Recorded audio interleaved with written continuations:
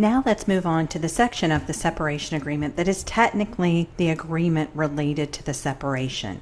So you'll see in the sample agreement that we have on rosen.com, paragraphs 1 through 6 are really the part that is about the separation itself. In these paragraphs, what we are doing is outlining that you and your spouse have decided to remain separate and apart from one another, that you're going to be living in separate houses, and that you're going to be free from any kind of interference or involvement with the other person. You can make some exceptions to this, of course, subject to the limitations related to the payment of alimony, and what that means is that you are free to reside separately. However, of course, if someone is living with another person as if married, that can affect alimony. So generally, you'll see that the separation agreement piece of this is very short, just outlining that you and your spouse are separating.